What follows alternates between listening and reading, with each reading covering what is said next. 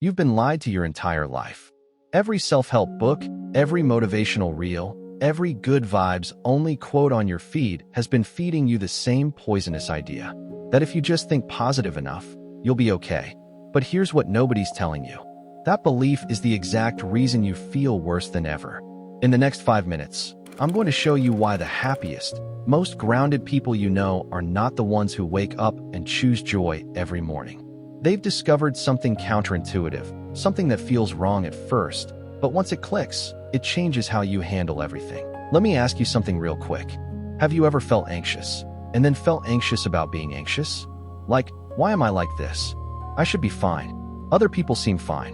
What's wrong with me? And somehow, that second layer of shame makes the original feeling 10 times worse. That's not a character flaw. That's a trap. Mark Manson calls it the feedback loop from hell. When you treat your negative emotions as problems to be eliminated, you're literally training your brain to fear them. And a brain that fears discomfort will do anything to avoid it. It will stop you from having hard conversations, from taking risks, from being honest. The good vibes culture doesn't give you peace. It gives you avoidance with a smile painted on top. The fix isn't complicated, but it is uncomfortable.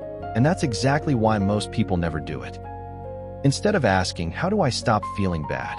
Ask, what is this feeling actually telling me?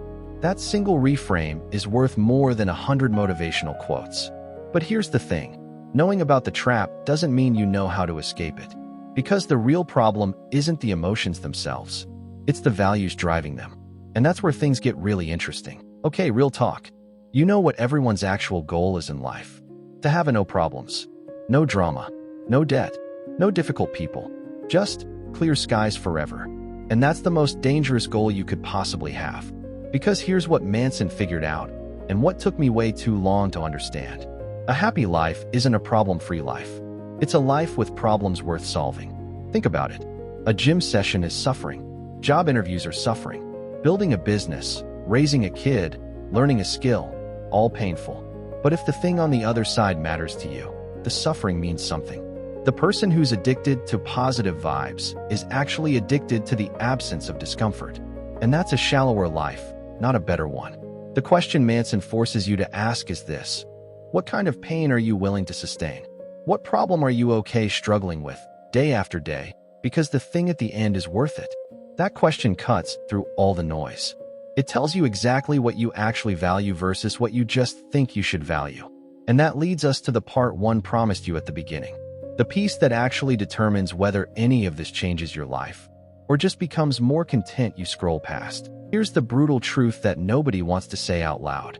Most people are suffering because they're chasing values that were never theirs to begin with. Approval, likes, looking successful, never being wrong, always being comfortable. These are shitty values. Manson's words, not mine, because they're entirely outside your control. You will always feel powerless chasing them. But the people who seem weirdly calm, weirdly okay with failure, they've anchored to something different. Honesty over image, growth over comfort, contribution over clout. These values hold up under pressure because you control them, regardless of what the world throws at you. You don't need to be happy all the time. You need to be anchored to something real. That's not motivation. That's architecture. So here's your one action. Not a list, not a challenge, just one thing. Write down the last time you felt genuinely bad and ask yourself, what value was I chasing that made that moment hurt?